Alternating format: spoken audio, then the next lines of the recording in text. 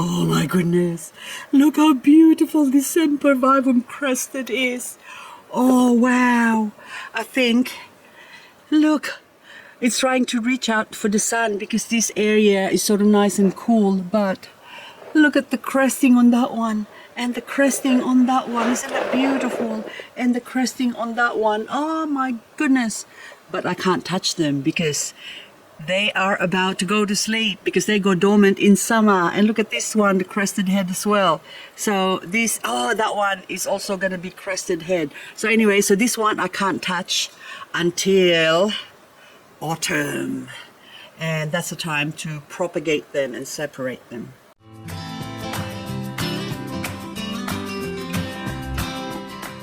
It's the second day of summer here in Australia, well, Canberra that is. And look, I've got the heater on because I am freezing. It is cold at the moment.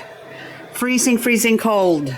This is the 2nd of December, and here in Australia, December means summertime, summertime, summertime. And hello, that's my darling. Now, it's gone up. It's 11 degrees. I just came back from a trip working. So anyway, it's a work trip. And I got some succulents on the way. This is actually quite cheap. So that one is like $10. But I need to have it because I kept killing my Tacitus bellus because they're not as frost hardy as I would like them to be. So this is probably my 4th Tacitus bellus that I bought anyway, but I keep persisting just in case they grow. But actually this one now I decided that I'm gonna keep this indoors during autumn because December, January, February is summer and March is autumn. So by April I'm gonna bring this indoors because May is when we normally have frost. But anyway, so as all of these ones here, so I'm making a mess now. This is an Ionium, I will remember the name, but anyway, this one is Crassula variegated. I've killed my variegated Crassula before, and this is Sedum Americanum crested. I had one before and it actually grew to quite a substantial size, but of course the frost got to it eventually. And if it wasn't the frost, it was drought because I always go away. And now this one is another, I think this might be Cremneria. It's possibly Cremneria, but it's crested. So it's only, I think, $3 or $4 for each pot from my local hardware store. So I thought I'll buy them. So that was my indulgence for this week. And of course I haven't bought plants for a long time. And also online, when I go cruising online, I find people selling this Echeveria orana. I love my curlies and my freelies, but I can't grow them here in Canberra. So anyway, I still bought this one because I thought I'll give it another go. Plus, it wasn't really all that expensive. Hang on, I just need to remove this packing paper here. There you go. Now, I'll take this off, and I'm still freezing. I can't feel my fingers. But before I reach into the abyss, hang on, I got something here. I got, ta-da! I bought one Romeo and I bought 2. So I can't help myself. So one is really colorful and the other one is like really light colored. But local hardware store, Echeveria Romeo for $6.95. I can't complain. But anywho, I've got plenty of Romeo. Well, when I say plenty, more than one. But this one is Echeveria Orana. And it's quite big for, I think, $13 or $15.30 from my local hardware store. But anywho, I thought I would really like to grow this quite big. It grows to about 300 millimeters, so which is 30 centimeters. Is that correct? Yeah. And so I thought, yeah, I'm gonna give it a go. I still got a couple of freelies in there, but since I've already sort of semi-cleaned up here, I will have room for them to grow indoors now. This is my peach frost. And Susan Listen just left a comment a couple of days ago on one of my recent videos, and it got me thinking that maybe when I bought this is probably not peach frost, but the story with this one is this was actually nice and fat before. So it just got me thinking that it's possible that this is not the same plant as that one, because the peach frost I've got before was sort of almost similar to that one, not as fat, was actually more like that one, but that one is a Shakino. So with these plants now, I always stick to the label. So that one's got a label, and the ones that I lose the label, I don't call whatever, because I lost the label. So I say, I don't know what you are anymore. But if you have a look at this ones here now, so that one is Bracteosum, Pachyphytum bracteosum, and this one here is lavender pebbles. So my peach frost, I think that I had a peach frost that sort of looks more like this one here. So I think I had done a video, but I can't remember now which one, because I have so many videos. I think it's 800 now almost videos on this channel. But anyway, this is my hybrid of LizK lavender pebbles, but this one hasn't colored up the same as this one. See how it's sort of paler, but it's chubbier. This got me thinking again. So again, that's orange frost. Okay, nice and fat, and then lavender pebbles. They're all nice and cute. And then that orange frost is very similar to Pachyphytum bracteosum. See? So that's why I think, coming from different sellers, different growers, it might be the same plant. They just kept giving different names, and that's the problem, or such is the case with, it's not really a problem, isn't it? That's just a confusion, and that's why it's a problem. It's just same as this one. So this one is something else, but I've got the label there. Hang on. Crystal amber. So again, that's very probably similar to the peach frost that I've got before that died, because I bought 2 peach frosts. So anyway, or 2 strain from different sellers. Now this one here is a shorter version. So, but it's still beautiful, nice and chubby. And now let's compare this one to my peach frost. I think I have some peach frost here growing. Ta-da! Peach frost, peach blossom. So this is peach blossom. And then I thought this was mule. The mule is in the back there, that green one. So I got confused. And then that one there at the back as well is a mule. So the sun is like all wrong. But anyway, so this is peach blossom. So now is peach blossom the same as my hybrid? So this is just the point I'm trying to make. So eventually, so you can see there's a slight difference, but the flower is actually the same as well. So I'll take the flower from this one, which is now the peach blossom. So I'll take this one off, okay? And I am going to compare this with, okay, I think I should have picked a better one, but it doesn't matter. I think I'll get this one here, okay? Because it's got more thingamajig open. Compared to my lavender pebbles, this is LizK hybrid, of course. So I'm just trying to see, I think there is a difference in the flower. And my lavender pebbles on the left, see, has got those, right in the center of it, there's got the red mark, and this one doesn't have, you see? And the flower is also bigger, and this one, the peach blossom is smaller, but the face is very similar. And this one actually more exposed to the cold, because the cold is what triggers, hang on, I might as well remove this, because it's destroying the beauty of these lavender pebbles. Hang on. Okay, now I pulled it off. We push it back in there. We're sure. Okay, okay, there you go. So anyway, but it's just gorgeous, isn't it? Beautiful, nice, fat, little fat. So I think this one I chopped them off. I can't remember now. I think spring is when I chopped them off and planted them here. But anyway, so they're just growing beautifully. And this mule here, look how big this mule is. So Sedum mule. Okay, remove the flower as well.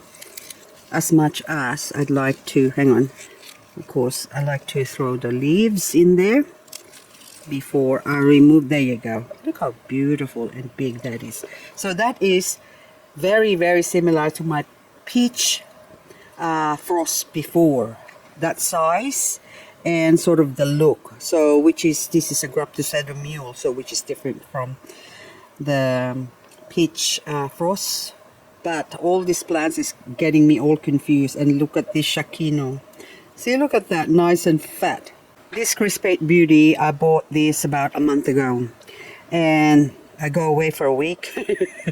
And I come back and the whole bottom of this has just turned black. And I've already removed it.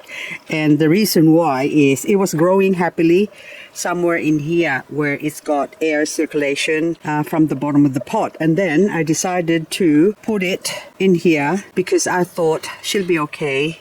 But she did not like it at all. So she started rotting. And then, of course, I have to remove a lot of the leaves. And then you can still see there's another leaf here that's rotted as well. Hang on, I just see that there. And maybe more down in the bottom there. But I am not afraid because this thing actually grows quite easily from leaves. So I'm gonna take that off, but I'm gonna put this somewhere so you can see that it got wet, or I think it's staying wet underneath, but inside the soil is dry. So I'm chatting along and I'm moving, doing stuff. And I have two. Well, I have a Crispate Beauty. I think I've got a couple of them before. I love them. I love the little weird wacky curliness, but it just keeps dying on me. So they don't like, or well, they seem to not like water at all. So they like to be kept dry. Hang on, I have to find a spot here. And of course I have to put that one here. I found a spot. Now that one there, what are you? So, oh, another Vera. Anyway, so I'm going to leave that there and see what happens. This is one of the leaf-grown Crispate Beauty that I've got. And you can see the wacky leaf. Like it's just, hang on. There you go, isn't that better? So this is one of my babies that's leaf-grown from my older Crispate Beauty that died. And here's another one. So I'd like to show you before it dies on me. Touch wood, I'm just touching soil. So that little thing there, this being pushed out by this other one here. So I think Decora, I don't know what happened to my Decora. That's not a Decora anymore. What if the Decora reverted? So you never know. So this one as well, I can't remember. What's your label? There's a label here somewhere. But anyway, that one, they're all leaf grown. And look how big this one is. I really have to take this off now because it's crowding the other ones here. And look, I got a little Kalanchoe growing in there, which is perking my interest at the moment. And speaking of perking my interest, I saw a mule and also caviar. Look how fat this caviar is. Oh my goodness, even the caviar kind of looks like one of those fatsos, isn't it? The orange whatever and the peach frost and the peach blossom, they all kind of look the same. So that's all, and even the flower, I think, yep, that's more similar to, see, the peach blossom flowers. And of course it's got leaves, so we harvest the leaves because waste not, want not, because they'll still have a chance to grow. So hopefully that one is dried up, but anyway, so hopefully I'll grow some more caviar. And look, another jade star. That's another plant that I'm struggling with. So that's a baby jade star on the right, and on the left here is another jade star. Oh, two of them. Oh, but this jade star kind of looks different in it. The left one looks like a little fatso jade star. I got two. Oh, I'm so happy. I think you can still see the leaves. That is a jade star leaf, and that's a jade star leaf, the mother leaf. And then now, hang on, let's go. I'll pull this out. I'm terrible. Look, all the roots. There you go. Now I have to. Oh, that is gonna be one cutie patootie jade star. Oh, hello, Jade Lantern. Oh, look at this. Not Jade Lantern, Red Lantern. I just see it green and I assume it's Jade. So you can see the little babies now growing. Oh my goodness. And that's not like, that's only like, I think 2-3 weeks ago when I chopped the head off and I planted it over here now. So there's one head, two heads. And of course the leaf I put in the corner. I think it was flowering or something, never mind. But there you go. So that's 3 weeks growth for the baba or baby leaves. Look at that. And that's already forming pups. See how quickly they grow. So when your plant is still small and you are afraid to chop them, and well, that would be a big mistake. Be brave, little ones. Chop their heads off. Which reminds me, I really need to chop off the Jocelyn's Joy.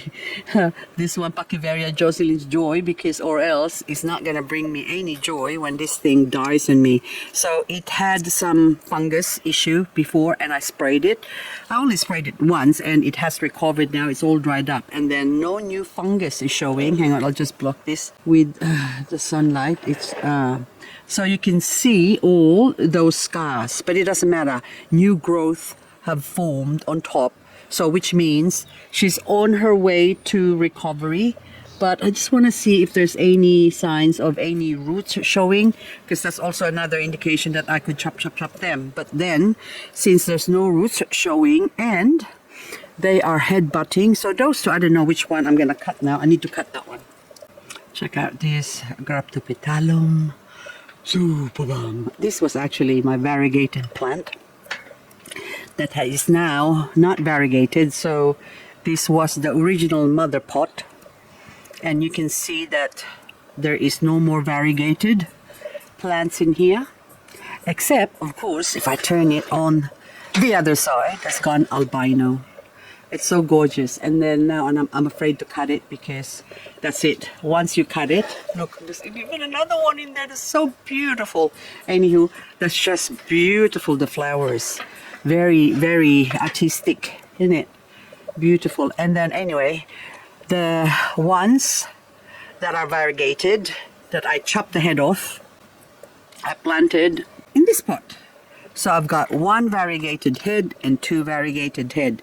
And that one had a strong variegation, but it reverted. It's gone disappear on me now. And the flower, you can see, oh, so gorgeous. Look at that. Beautiful. So anyway, all the babies are growing. Oh, you can see this one, see? All the leaves. So I just leave it there and look. Some, of course, will dry up like, oh, that one. And there's still another baby one. Oh, there's even a small root on it. So maybe, hopefully, that will grow. So I'll let it have contact with the soil. But this is the loss of my super bomb variegated. Look at that. Oh, gorgeous. So anyway, oh, look at that. Oh, please don't revert. So I'm not going to put any fertilizer on it, because the minute I put fertilizer, that's it. That will be gone. It's not going to variegate anymore. So I'm going to starve it. So hopefully this pot will continue to variegate. And speaking of variegation, look how beautiful this Anacamcero sunrise. You can see the seeds sown on the 1st of April 2023. Oh, April Fool's Day.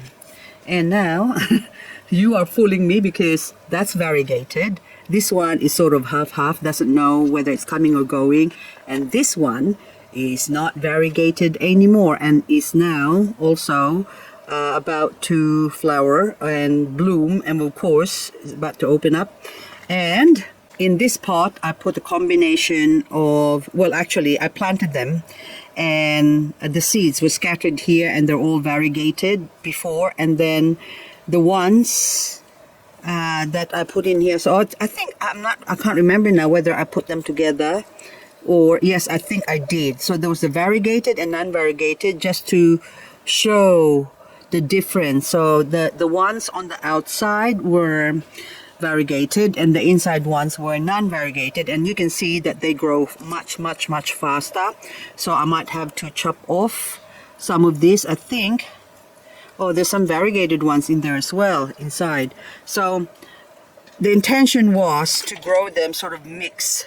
That way, hang on, I'll just move something here because it's blocking the way. I have to move this mule. See, look at the Graptopetalum mule. Oh, look how beautiful this one is. Oh, my attention. I was like, okay, I must be autistic because I got very short attention span. So now the mule and the crystal amber. Look at the color, but the fatness. So are you a mule? I'm just hoping I could find a fat mule. That is, hang on, what is your name? Omega. Oh, another confusion. See, there you go. So Omega. And I'll just insert that there. Come on, go inside.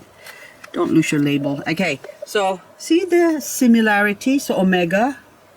And then also the caviar. And then this crystal amber. They look so similar. And of course, the mule is green, and I got a bigger mule here which has colored duff. Ah, look how beautiful this big mule is, and there's some colored mules as well. Anywho guys, that's all I've got for this video. So I am gonna continue cleaning up my garden because I've been away, and so they have been neglected, and of course I have to clean this up, or else the weeds is gonna overtake again, and I'm gonna have more work than what I would like to have. Hang on. Okay. I'm still looking for my jade star and I can't find it. I just saw it last week, and so now it's disappeared. Okay, I like removing the oxalis and take off the roots. It's like, oh, so satisfying.